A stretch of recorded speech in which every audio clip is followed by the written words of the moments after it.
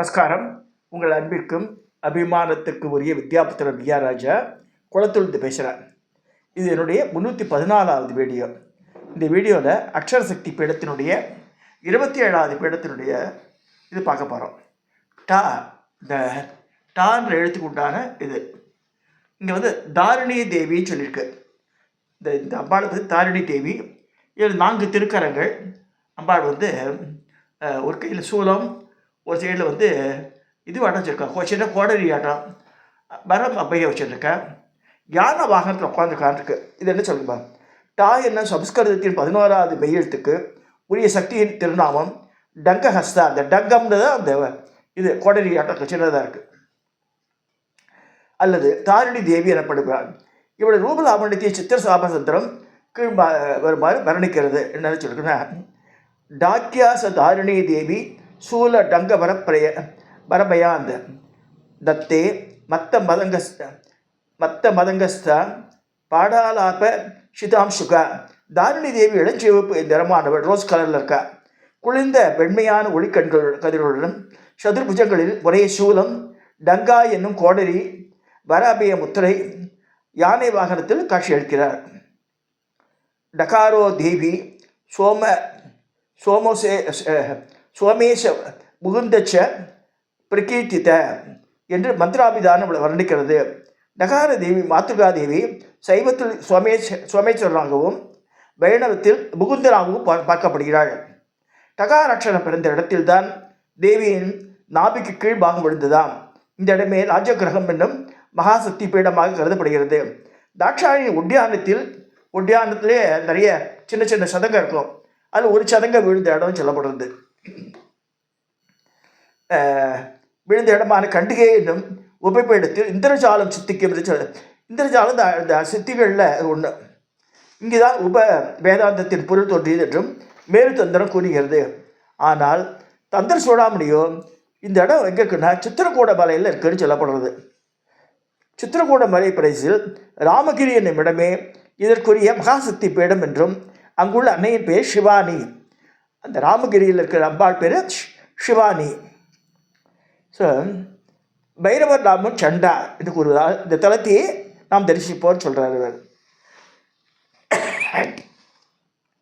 சித்திரக்கூட மலை பிரதேசம் ராமாயண காலத்துக்கு முன்பே இன்னும் பெரிய அளவில் பறந்திருந்து இப்போ கொஞ்சம் சுருங்கிடுது. ஸோ இப்பொழுதும் விசாரமாக காணப்படும் சித்திரக்கூட தலத்தில் மகாசக்தி பீடமாக கருதப்படும் தேவிக்கு தனியாக கோவில்லாம் இல்லைங்க. அத்தகைய ஒரு கோவில் இந்த பகுதியில் மைகேர் இடத்துல இருக்குது. சித்திரக்கூடத்தில் எக்ஸாக்டாக சொல்ல முடியாது, தள்ளி மைகேர்ன்ற இடத்துல இருக்குது. ஒரு மலை மேலே இருக்குது சின்ன ஒரு குன்று. அந்த குன்றுக்கு போகிறதுக்காக அங்கே குன்றில் என்ன சாரதா தேவி மந்திர் என்கிறார்கள். மைகர் சித்திரக்கூடத்தில் 110 கிலோமீட்டர் தள்ளி போனால் அங்கே போக முடியும் மைகருக்கு. இங்குள்ள சாரதா அம்மன் மிகவும் சக்தி வாய்ந்த கண்கண்ட தெய்வமாக போற்றப்படுகிறாள். மத்திய பிரதேச மாநிலத்தில் ஷட்னா மாவட்டத்தில் உள்ள மைகர் தபத்தை எளிதாக அடைய முடியும். இட்டார்சி அலகாபாத் ரயில் மார்க்கத்தில் மைகர் ரயில் நிலையத்தில் இறங்கி வாகனம் ஒன்றில் ஏறி மேற்கு திசையில் சுமார் 5 கிலோமீட்டர் பயணித்தால் 600 அடி உயரம் கொண்ட ஒரு குன்று தென்படும். அது மேலே கோவில் இருக்குது. உச்சியில் சாரதா அம்மன் கோவில் உள்ளது. நெடுங்காலமாக இந்த குன்றின் நாற்புறமும் அடர்ந்த காடுகள் வளர்ந்திருந்தன.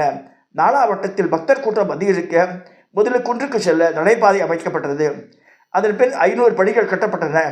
அதன் பின் அடிவாரத்திலே கோவில் வரை வாகனங்கள் போய் வர ரோடெல்லாம் போட்டிருக்கா. ஸோ அடிவாரத்திலிருந்து எப்போ வாகன வசதி ஏற்படுத்தப்பட்டுள்ளது. புராணங்கள் மற்றும் சரித்திர அடிகளை புரட்டினால் மைகர் சாரதா கோவில் பற்றி கிடைக்க தகவல் மிகவும் குறைவே.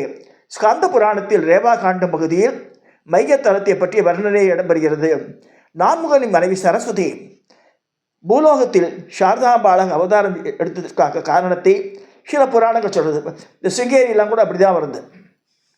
ஒருமுறை சத்தியலோகத்தில் திருச்சபையில் படைப்பு சோழ தலைவன் பிரம்மனும் மகா சரஸ்வதியும் கம்பீரமாக உட்காந்து அமர்ந்திருக்கிற முனிவர்களும் தவசிரேஷர்களும் அவள்லாம் குழுமி இருந்து மந்திரங்கள் சொல்லிட்டு இருக்கா. அவள்லாம் சதுர்வேதங்களையும் சுதிப்படை வேண்டி ஸ்வரபேதமின்றி விண்ணை மற்றும் உச்சஸ்தாயில் சொல்லிட்டு இருக்கும்போது கடைக்கண்ணால் நோக்கிய சரஸ்வதியிடம் பிரம்மன் கண்ணா சமிக்கை செய்ய கலைவாணி வேதங்களை தன் வீணையில் மீட்டினாள். அப்போ வந்து கீழ்மேல் சாயலில் அளவோடும் ஒரே குரலில் ஒரே ஸ்வரத்தில் அவர்கள் சம வேதத்தை பாடினார்கள். அந்த நேரத்தில் ஒரு அபஸ்வர ஒலி வந்துட்டே இருக்கு. யார் சொல்கிறா சொல்லி பார்த்தா அங்கே ஒரு ரிஷி இருக்கார். அவர் யாருன்னா அவர் தான் துர்வாச மகர்ஷி. அவரும் அபஸ்வரமாக சொல்கிறார் மந்திரத்தை.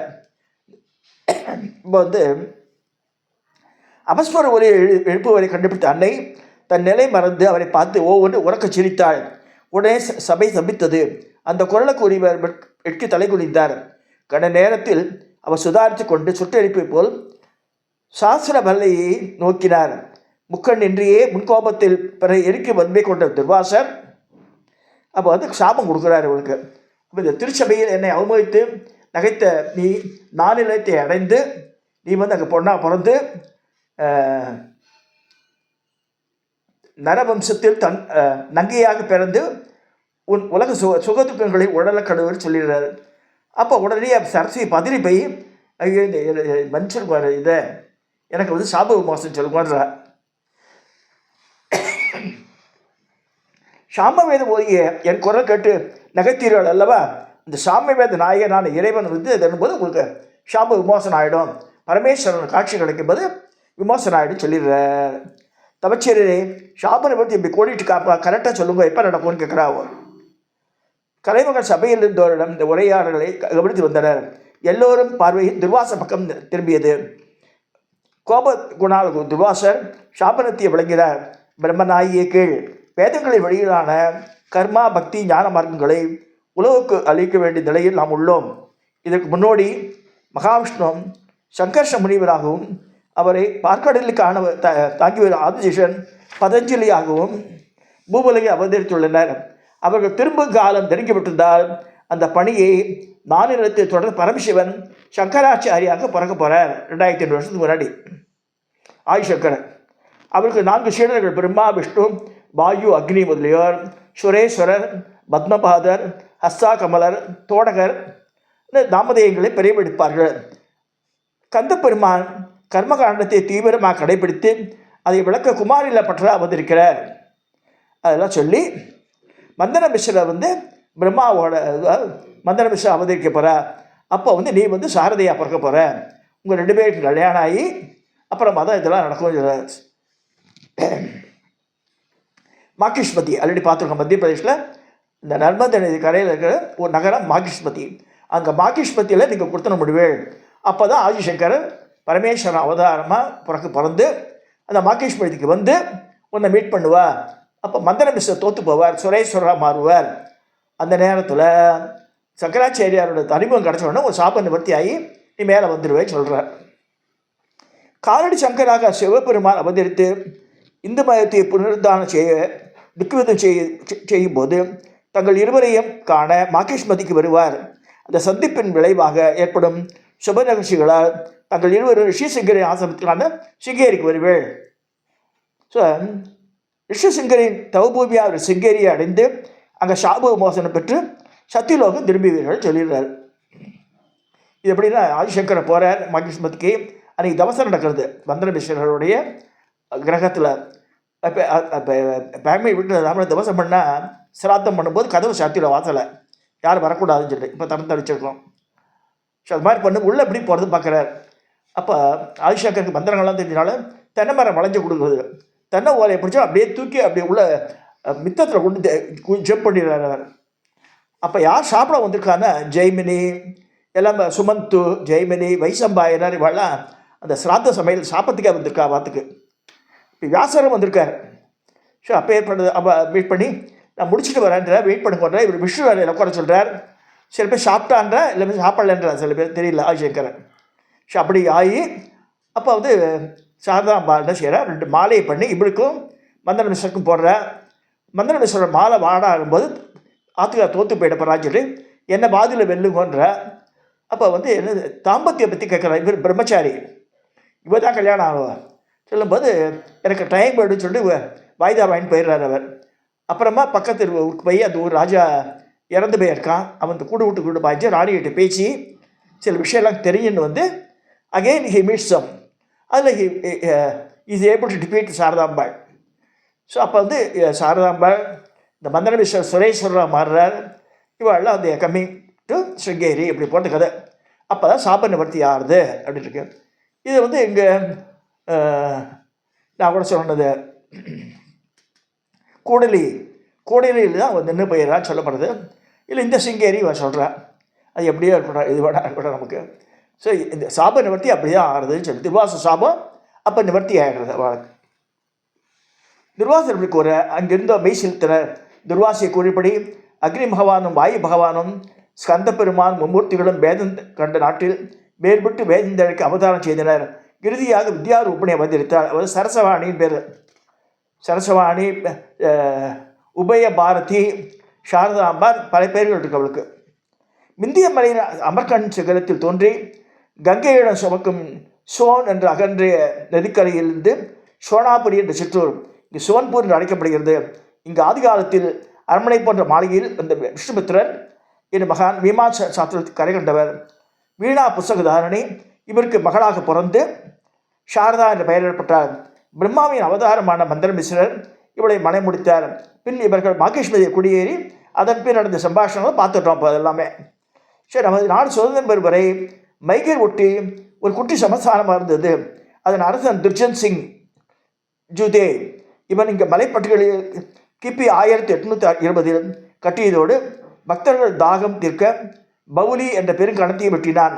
இந்த கிணற்றுகள் அடிமட்டம் வரை சொகுரியமாக சென்று நீர் பருகலாம். அம்மா இதெல்லாம் பண்ணிக்கலாம். நாங்கள் போய் பார்த்தா அந்த கோவிலில் பார்த்து நிறைய வேலைப்பாடுகள்லாம் காணுன்ற. ஸோ ஜூதிய காலத்தில் முழுவு பெற்றது கோவில். இக்கோவில் நன்கு பராமரிக்கப்பட்ட பணிப்புக்குழு ஒன்று அமைத்தான். அவன் துவங்கிய ஆலய திருப்பணி முடிவே பரம்பரையாக இந்த கோவில் பராமரிப்புகளை இன்னி வரைக்கும் செஞ்சுட்டுருக்கு. துர்ஜன் சிங் ஜூதே ஆண்ட காலத்தில் இந்த அம்மன் சந்நிதியிலிருந்து ஆடுகள்லாம் வெட்டியிருந்த பலியெல்லாம் இருந்தது. அப்புறமா தான் நிறுத்தப்பட்டதுன்னு போட்டிருக்கா. மைக சாரதா ஆலயத்தில் தொடர்பு கொண்ட இரு சகோதரிகளின் பெயர்கள் இன்று பிரசித்தமானவை.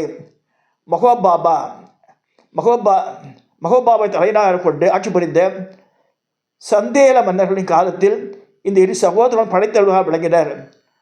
அல்ஹா உதல் என்ற பெயர் கொண்ட இவர்கள் மைக சாரதா தேவிக்கு தங்கள் முழுமையான அர்ப்பணித்துக் கொண்டு பண்ணார். நரக வேதனையை தவிர்க்க சொர்க்கத்து போக இருவரும் விரும்பினர். ஆனால் அன்னை சாரதா தேவி தன் அன்பினால் மூத்தவனுக்கு சாயுஜ்ய பதவி அளித்தாள். இளைவனுக்கு சொர்க்கம் செல்ல வரமளித்தாள். அதனால் இன்று வரை மூத்தவரான அல்கா தன் சூழ உடம்புடன் இரவில் அம்பாளுக்கு பூஜை பண்ணுறான். ஏன்னா எப்படி தெரியும்னா, ராத்திரி 10 மணிக்கு மேலே விடிகாலம் 3 மணி வரைக்கும் ஒரே பிரைட்டாக இருக்குமா கோவில் மட்டும். அப்புறமா டெல் ஆகிடுமா. கண்ணை பறிக்கும் கட்டட கலையோ சிற்பச்செழிப்போ அந்த கோவில் காண முடியாது. ஆனால் ஒவ்வொரு இரவிலும் தேவியின் தரிசனம் ஜோதி ரூபத்தில் பக்தர்களுக்கு கிட்டுகிறது.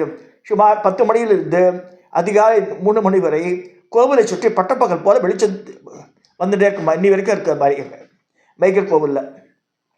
மலை மீது இரவு தங்கும் பக்தர்கள் இந்த ஜோதியை ஜரிசித்து விட்டது மறுநிமிடமே ஆழ்ந்து உறக்கத்தில் ஆயிடுவா. காத்தாலே கிளம்பி வந்துடுவா. மைகர் நகரின் மேற்கு திசையில் உள்ள திரிகோண பருவத்தில் இச்சாரதா அம்மன் திருவுருவம் விக்கிரகம் 552ஆம் ஆண்டு கிபி 502 சைத்திர மாதம் கிருஷ்ணபட்ச சதுர்த்தியில் தோர்மான் ஹூன் சர்தார் அரசனால் பிரதிஷ்டை செய்யப்பட்டது. என்ன வாசகம் கொண்ட கஷாச்சனது கல்வெட்டிற்குன்னு சொல்லப்படுறது. ஸோ அம்பாள் எப்படி இருக்கான அக்கமாலைன்னு அக்ஷமாலை, அங்குஷம், வீணை, ஓலைச்சுவடி ஆகிய தங்கிய சதுர்புஜங்களில் அழகிய அன்னம் விட்டிருக்க வெண்தாமரையில் அமர்ந்து அந்த அமனியை ரட்சிக்கிறாள்னு சொல்லப்படுது சாரதாவின் ரூபம். ஸோ வசந்த நவராத்திரி மைகர் சாரதா அம்மனை தேவிகள் சிறப்பாக கொண்டாடப்படுகிறது. மைகர் என்ற விந்து வார்த்தை என்னென்னா மை ப்ளஸ் ஹர்.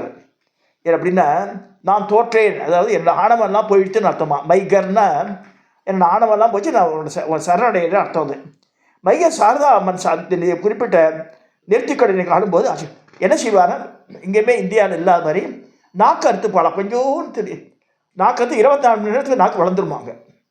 எல்லாரும் அந்த பலி தான் கொடுப்பாளாம். அவள் நாக்கை அறுத்துப்பா. ஒரு சின்ன ஒரு ஸ்மால் போர்ஷன் பிட்டு, பட் 24 ஹவர்ஸ்க்குள்ளே வளர்ந்துருமா. அது நாக்கின் அறுபட்ட பாகம் 24 மணி நேரத்துக்குள் பாணீஸ்வரன் அருளால் மீண்டும் மலரும் அதிசயத்தை இங்கே காண்கிறோம். வாக்கை வெளிப்படுத்தி நாக்கை துண்டித்து அதை வாக்தேவிக்கு அர்ப்பணிக்கும் விசித்திரமான பிரார்த்தனை நெடுங்காலமாக இங்கு அனுசரிக்கப்படுகிறது. இதுகாலம் எந்த விதத்திலும் விபத்தோ பிசகோ ஏற்படாதில்லை சொல்கிறார்கள். வெண்தாமரை நாகி வரதாயினி திரிகோணமலை என்ற ராமகிரியின் மேல் எழுந்தருளி சாரதா தேவியாக அவள் தரிசனம் தர அவளை தியானிக்கிறோம் சொல்லி இந்த முடிக்கிற இந்த இதை ஜபல்பூர் நாகராஜமா இது அம்பாஜி கோவிலுக்கு ரூபம் அது இந்த காமிச்சிருக்கிறது. ஸோ இந்த 27 இது பார்த்துக்கோ இன்னி வரைக்கும். ஸோ தயவுசெய்து சப்ஸ்கிரைப் பண்ணுங்க, ஷேர் பண்ணுங்க, லைக் பண்ணுங்க, நிறைய பேர் பாருங்க. அது இது எனக்கு சின்ன வருத்தம் என்னென்னா கஷ்டப்பட்டு நம்மளும் படிக்கிறோம், அதை ஷேர் பண்ணுறோம். மிச்ச டாப்பிக்கெல்லாம் நிறைய பேர் பார்க்குறா. சக்தி படங்களை யாரும் பார்க்குறது இல்லை. ஜோதிர்லிங்கம் ரொம்ப கம்மியான மனுஷாக தான் பார்த்துருக்கேன். நீங்களாம் தெரிஞ்சுக்கணுன்றதுக்காக நான் படிச்சு சொல்கிறேன்.